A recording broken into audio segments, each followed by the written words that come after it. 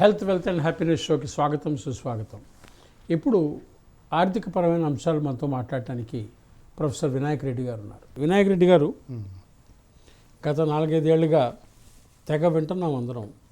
భారతదేశం ప్రపంచంలో 3వ ఎకానమీగా మారుతుంది, 2వ ఎకానమీగా మారుతుంది. ఈ అంశం కొంచెం మన ఆడియన్స్కి ఎక్కువగా వివరిస్తే బాగుంటుందని నా అభిప్రాయం. అసలు 2వ ఎకానమీ, మొదటి ఎకానమీ అనేది ఏంటి?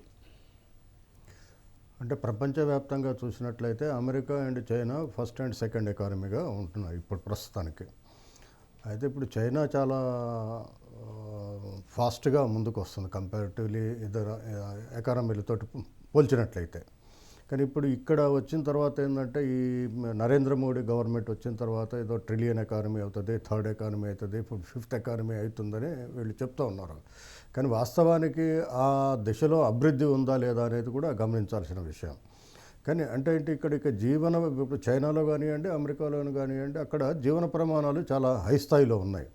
ఇక్కడ మన దగ్గర జీవన ప్రమాణాలు అనేది చాలా తక్కువ స్థాయిలో ఉంది. అంతలో యుఎన్ హెల్త్ ఆర్గనైజేషన్ వాళ్ళు కూడా ఆ మధ్యన సర్వే చేసినప్పుడు 72% of the Indian people have no sufficient food, అంటే వాళ్ళకి పోషకాహారాలు సరిగ్గా అందట్లేదని చెప్తూ ఉన్నారు. అంటే ఇప్పుడు ఈ ఎకానమీ అనేది అభివృద్ధి చెందుతూ ఉన్నప్పుడు ఎప్పుడైతే జీవన ప్రమాణం పెరగకుండా ఉంటాయో దాన్ని మనం అభివృద్ధి అనడానికైతే వీల్లేదు. అంటే అభివృద్ధి చెందిన దేశాలలో యూరోపియన్ కంట్రీలు అక్కడ చూసినట్లయితే వాళ్ళు ఎప్పుడు కూడా వాళ్ళ అభివృద్ధి గీటరాయిగా ఏది చూపిస్తారంటే తలసరి ఆదాయాన్ని చూపిస్తారు, అట్లనే ఈ తలసరి ఎలక్ట్రిసిటీ వినియోగాన్ని చూపిస్తారు. కానీ అది ఇప్పుడు మన దగ్గరగా చూసినట్లయితే తలసరి ఆదాయం అనేది ఇప్పుడు ఆక్స్ఫామ్ రిపోర్ట్ కాక మీరు గమనించినట్లయితే ఆక్స్ఫామ్ రిపోర్ట్లు ఏం చెప్తున్నారో 10% of the Indian top industries అనుకోండి, వాళ్ళు అనుకోండి nearly they are controlling 70% of the economy. అట్లనే టాప్ అంటే bottom of the 80% of the people having only 10% of the economy. అందువల్ల ఇది సరియైన ఎకానమీ కాదు. మీరు అన్నట్టుగా ట్రిలియన్ ఎకానమీ అనేది దీన్ని ఇన్ఫ్లేట్ చేసి చూపిస్తున్నారు తప్ప వాస్తవిక ఆదాయం అయితే కాదు, వాస్తవిక అభివృద్ధి అయితే కాదు. అంటే ఒక పక్కన 80 కోట్ల మందికి నేను రోజు అన్నం పెడుతున్నాను అంటాడు మన ప్రధానమంత్రి. మళ్ళీ నేను ప్రపంచంలో 3వ స్థాయికి వచ్చేస్తున్నామంటాడు. ఈ రెండు కాంట్రడిక్టరీ స్టేట్మెంట్స్. 80 కోట్ల మందికి నేను ఉచితంగా రేషన్ ఇస్తున్నాను కరోనా నుంచి అని అంటాడు. అంటే అంత పేదరికం ఉన్నప్పుడు ఇంత ధనదేశం అవుతుందా?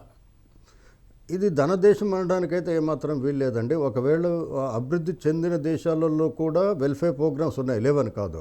అదేదో 5% లోపల ఉంటారు. ఇక్కడ మన దగ్గర కాక చూసినట్లయితే ప్రతి రాష్ట్రం లోపల కానివ్వండి, దేశంలో కూడా ఇంత ఫ్రీ ఫుడ్ ఇవ్వాల్సిన లేకపోతే రేషన్ ఇంత ఇవ్వాల్సిన అవసరం లేదు కదా. వాస్తవానికి ప్రజలకు కాక నువ్వు అనుకున్న ఆదాయం కాక వచ్చినట్లయితే ఇంత నువ్వు ప్రభుత్వం తరపు నుంచి ఇంత పెన్షన్స్ కానివ్వండి, లేకపోతే రేషన్ కానివ్వండి, లేకపోతే ఇతరత్ర సబ్సిడీస్ ఇవ్వాల్సిన అవసరం లేదు.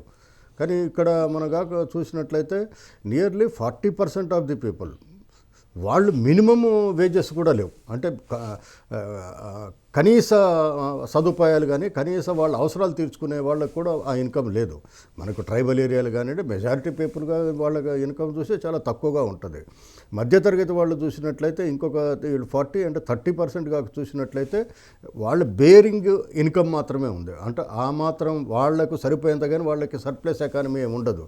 Only 30% of the people, top of the people వాళ్ళు మాత్రమే సంతోషంగా ఆర్థికంగా ఉన్నారు తప్ప 70% ఆఫ్ ది పీపుల్ మనం చెప్పేది కాదు. 72% ఆఫ్ ది పీపుల్ వాళ్ళకి సరైన పోషక ఆహార పదార్థాలు అందట్లేదు అనేది యుఎన్ హెల్త్ ఆర్గనైజేషన్ వాళ్ళు చెప్తున్నది, మనం సొంతంగా చెప్పేది కాదు. దానికి నరేంద్ర మోడీ సమాధానం చెప్పాలి కదా, లేదు మా దగ్గర ఇంత ఉందని. అంటే మీరు ఈ మధ్యన గమనించి ఉంటారు ఏంటంటే వీళ్ళకి అనుకూలమైన రిపోర్ట్స్ వచ్చినప్పుడేమో దాన్ని హైలైట్ చేసి ప్రచారంలో పెడుతున్నారు.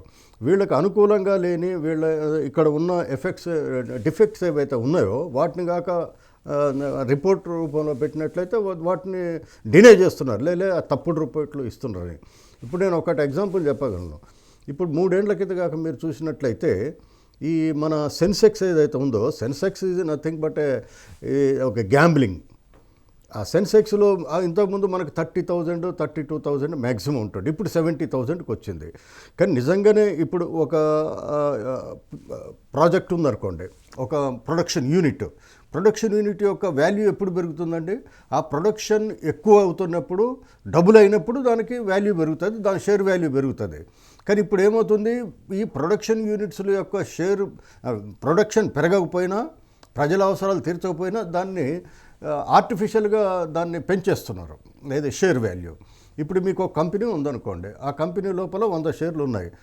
మీకు సంబంధించిన వాడు ఏం చేస్తాడు, దానికి 100 రూపాయలు ఉన్నట్లయితే 150-200 పెట్టి ఒక షేర్ కొంటాడు, అది బజార్లోకి వస్తుంది.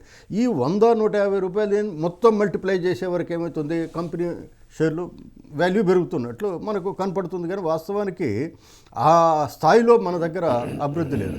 ఒకవేళ నిజంగానే ఆ స్థాయిలో గాక అభివృద్ధి గాక చెందినట్లయితే, ఇప్పుడు మనకి ఈ ఇంటర్నేషనల్గా దిగుమతులు ఎగుమతులను కాక మీరు గమనించినట్లయితే దిగుమతులు ఎక్కువ ఉన్నాయి, ఎగుమతులు తక్కువ ఉన్నాయి. ఈయన మేక్ ఇన్ ఇండియా అన్నాడు, నిజంగానే దేశంలో కాక ఉత్పత్తి ఆ స్థాయిలో ఉన్నట్లయితే ఎగుమతులు పెరగాలి. కానీ ఎగుమతుల కంటే మన దిగుమతులు ఎక్కువగా ఉంటున్నాయి. అందువల్ల ఏమవుతుంది, ఈ అభివృద్ధి అనేది కేవలం ఒక ఆర్టిఫిషియల్గానే మనం చూడాలి తప్ప నిజమైన అభివృద్ధిగా చూడడానికి మాత్రం అవకాశం లేదు. అంటే ఇది బలుపు కాదు వాపు అని అంటే అంతేనండి, ఖచ్చితంగా ఇది బలుపు కాదు వాపు అని అంట. అంటే ఇంటర్నల్గా గ్రోత్ కాకుండా కేవలం ఇన్ఫ్లేటెడ్ గ్రోత్ని తీసుకొచ్చేసి, అవును, అది ఇన్ఫ్లేషన్ మామూలుగా చార్టెడ్ అకౌంటెంట్స్ కంపెనీల కోసం చేస్తుంటారు, అవును, ఇవాళ దేశం కోసం చేస్తున్నారు. ఇది కొంచెం అంటే దుర్మార్గమైన అంశమే. అదే. సో ఇన్ఫ్లేటెడ్ గ్రోత్ నుంచి రియల్ గ్రోత్కి రావాల్సిన అవసరం ఉంది. ఇప్పుడు 80 కోట్ల మంది అంటే దాదాపుగా 60-70% మంది ప్రభుత్వం ఇచ్చే రేషన్ మీద ఆధారపడి ఉన్నారు అనేది నిజమా? ఇప్పుడు వాస్తవికంగా చూసినట్లయితే వీళ్ళు పంచుతున్నదైతే 80% మందికి అయితే పంచుతూ ఉన్నారు. ఇప్పుడు మన దగ్గర చూడండి, మన దగ్గర దాదాపు అంటే తెలంగాణకు సంబంధించి చూసినట్లయితే దాదాపు 91 లక్షల రేషన్ కార్డులు ఉన్నాయి. కానీ దాంట్లో కొన్ని వాస్తవికమైన ఎక్కువగా ఉంటాయి, కొంచెం డూప్లికేట్ తక్కువ ఉంటాయి. దీంట్లో మేజర్గా మీరు గమనించినట్లయితే వీళ్ళు ఎక్కువగా వైట్ కార్డు ఎందుకు తీసుకుంటున్నారంటే హెల్త్కి పనికొస్తుంది అన్నట్టు తీసుకోవాలి. అందరూ కూడా రేషన్ కార్డు తీసుకోకపోవచ్చు రేషన్, కానీ ఇతరత్ర ప్రయోజనాల వల్ల కూడా ఎక్కువ మంది ఈ రేషన్ కార్డు తీసుకుంటున్నారు. అందువల్ల ఈ దేశం మొత్తాన్ని కాక మీరు అప్లై చేసినట్లయితే, ఇప్పుడు southern states and northern states కాక చూసినట్లయితే, ఇప్పుడు మీకు హైదరాబాద్ కాక మీరు గమనించినట్లయితే మీకు జార్ఖండ్ నుంచి కానివ్వండి, బీహార్ నుంచి కానివ్వండి, యూపీ అండ్ చూసినట్లయితే ఇక్కడికి వచ్చి 10,000కి పనిచేస్తున్నారు. అంటే ఆయా ప్రాంతాల లోపల ఆ మాత్రం ఉద్యోగత కానీ లభ్యత కానీ లేకపోయినట్లయితే ఇక్కడికి వస్తున్నారు కదా. ఒరిస్సా నుంచి కూడా మీరు చూసినట్లయితే ఇక్కడ ఏ రెస్టారెంట్లో చూసినా కానీ ఒరిస్సా వాళ్ళే పనిచేస్తున్నారు ఎక్కువ. వాళ్ళు ఎంత మీగర్గా పనిచేస్తున్నారంటే జస్ట్ 10,000. అదే మన దగ్గర వాళ్ళైతే ఈవెన్ మన దగ్గర మెయిడ్ సర్వెంట్కి కూడా మనం we are paying 10,000 or 8 to 10,000 maximum. అంటే నేను అనేది ఏంటంటే ఈ మాత్రం ఈ లేకపోయినట్లయితే మీరు అన్నట్టు 80% లేకపోయినట్లు వీళ్ళందరూ కూడా ఇంత వలస రావాల్సిన అవసరం లేదు. అంటే వలస వచ్చేవాళ్ళు ప్రభుత్వం దగ్గర బియ్యం తీసుకుంటారని నేను అనుకోవట్లేదు, రేషన్ తీసుకుంటారని అనుకోవట్లేదు. వలస వచ్చిన వాడు ఇక్కడ రేషన్ కార్డు అంటే 1 నేషన్ 1 రేషన్ కార్డు అన్నా ఇక్కడ రేషన్ షాప్కి వెళ్ళి రేషన్ తీసుకుంటున్నారు అనేది మరి పరిశీలించాల్సిన అంశం అని నేను భావిస్తాను. అంటే ఇంతవరకు 1 నేషన్ 1 రేషన్ కార్డు అని కూడా అది ఇంకా ఇంప్లిమెంటేషన్కి రాలే. అంటే వాళ్ళకి ఇప్పటికీ వాళ్ళ నేటివ్ ప్లేస్లోనే వాళ్ళ రేషన్ తీసుకుంటున్నారు కదా. ఇంకా ఎఫెక్టివ్గా నాకు తెలిసినంతవరకు అయితే అంత ఎఫెక్టివ్గా ఇక్కడ రేషన్ మీరు అన్నట్లు తీసుకున్నట్లయితే నాకు గమనించలేదు.